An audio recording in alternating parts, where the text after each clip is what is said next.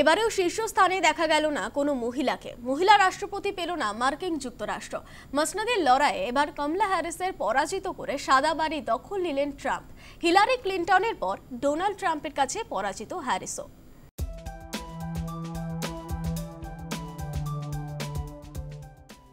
দেশ হিসেবে আমেরিকার দীর্ঘ 250 বছরের ইতিহাস।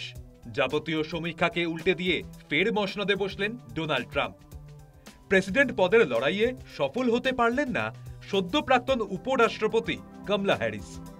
তবে কমলাই প্রথম নয়, এর আগেও অনেক মহিলাই প্রেসিডেন্ট পদের লড়াইয়ে সফল হতে পারেননি।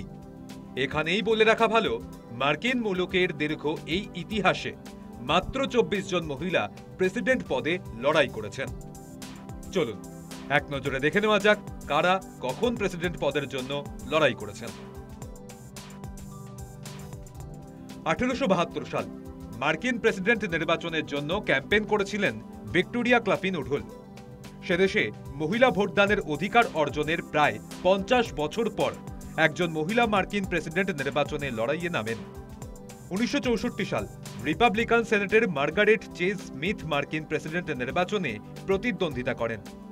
মার্কিন ইতিহাসে রাজনৈতিকভাবে সবচেয়ে শক্তিশালী নারীদের একজন। মার্কিন ইতিহাসে তিনি প্রথম নারী হিসাবে চেম্বার্স অফ কংগ্রেস ইলেক্টেড হন। 1972 সাল মার্কিন নারীদের জন্য ঐতিহাসিক, কারণ প্রথম কৃষ্ণাঙ্গ নারী হিসেবে শার্লি অনিতা চিশলম কংগ্রেসে ইলেক্টেড হন। অন্যদিকে প্রথম এশিয়ান আমেরিকান হিসেবে প্যাটসি মিঙ্ক কংগ্রেসে ইলেক্টেড হন। এরপর 2000 সাল, তখন থেকে অন্তত একজন নারী প্রত্যেক ইলেকশনেই প্রতিদ্বন্দ্বিতা করেছেন, যাদের মধ্যে উল্লেখযোগ্য নাম এলিজাবেথ ডোল, যিনি সাবেক মার্কিন পররাষ্ট্রমন্ত্রী। এরপরই ক্যারল মেসলি ব্রাউন, হিলারি ক্লিন্টন, একজন মার্কিন সিনেটর এবং অপরজন আমেরিকার ফার্স্ট লেডি।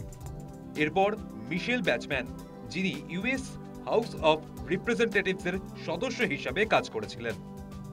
সবশেষে প্রেসিডেন্ট পদপ্রার্থী হয়েছিলেন কমলা হ্যারিস। মাত্র মাস তিনেক আগেও ছিলেন সাইড লাইনে। জো বাইডেন নির্বাচন থেকে সরে দাঁড়ালে খুলে যায় তার কপাল।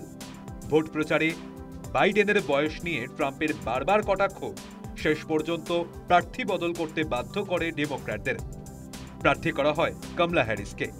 ভোট ময়দানে এসে মহিলা ভোট একত্রিত করার চেষ্টাও করেন হ্যারিস, কিন্তু শেষ পর্যন্ত ব্যর্থ হলেন তিনি। News time.